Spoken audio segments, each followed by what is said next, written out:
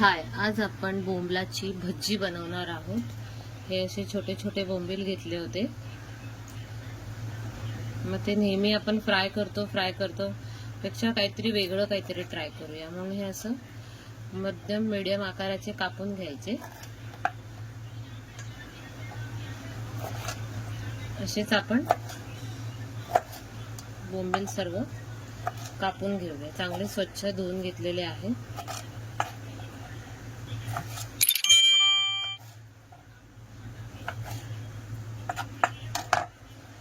हे बघ, असे चांगले सगळे कापून घेतलेले आहे। आता आपण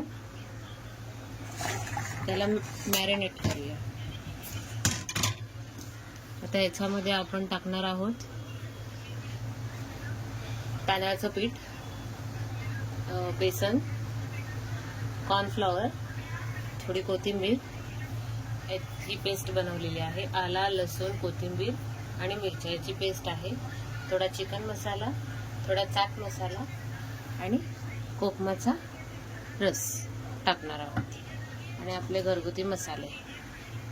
चला तर मग आता टाकूया आपण हा घरगुती मसाला। लाल तिखट, हळद, काश्मीरी पावडर, धना जिरा पावडर, थोडासा हिंग,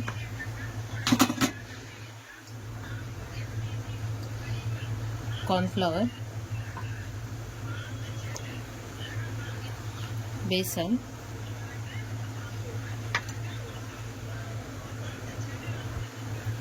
तांदळाचं पीठ,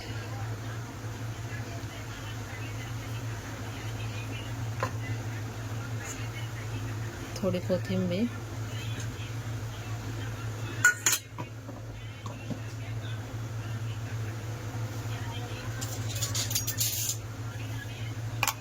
आलं लसूणची पेस्ट,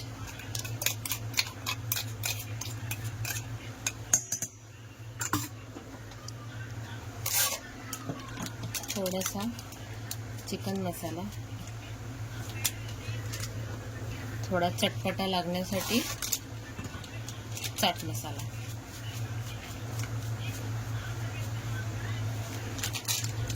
आता हे सर्व आपण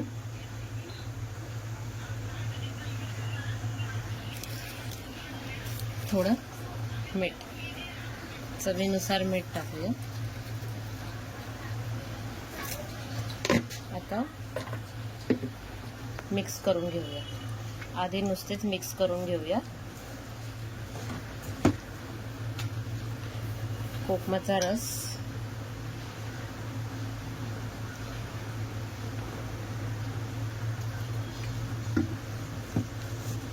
आधी असेच मिक्स करून घ्या। जसं की आपण कांदा भजीसाठी बॅटर बनवतो तसाच बनवायचा, पण बोंबलाला पाणी सुटतं म्हणून आधी थोडं थोडं असंच मिक्स करून घ्यायचं।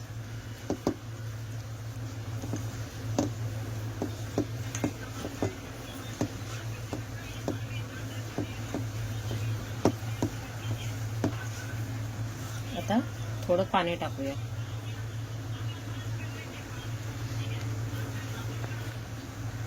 आता हे असे ह्याला सर्व लावून घेतलंय आपण। आता एका कढईत तेल तापवायला घेऊया। आता ह्याच्यात बोंबील भजी बनवणार आहोत, त्यासाठी तेल ठेवलं होतं कढईमध्ये। तेल छानपैकी तापलेलं आहे।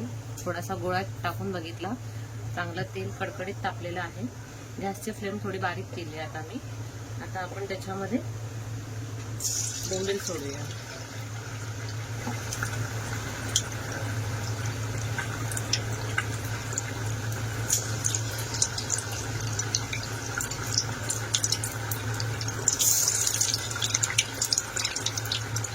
ते लगेच ढवळायचे नाही। एक 5 ते 4 मिनिटं हे असेच ठेवायचे, नाहीतर मग परत चुरा होऊ शकतो।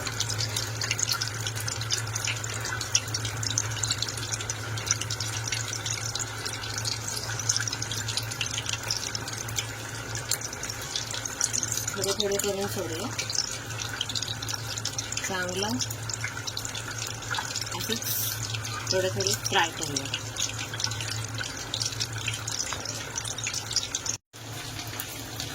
हे बघा असे चांगले कुरकुरीत होईपर्यंत तळलेले आहेत. मस्त असा तळताना असा आवाज आला पाहिजे. पूर्ण तेल नितळून घ्यायचं.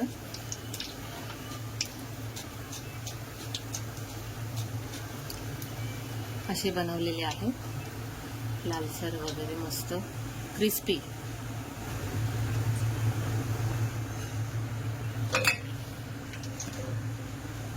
आता परत असंच आपल्याला काढायचे आहेत. आता आपण अशा प्रकारे सर्व बोंबील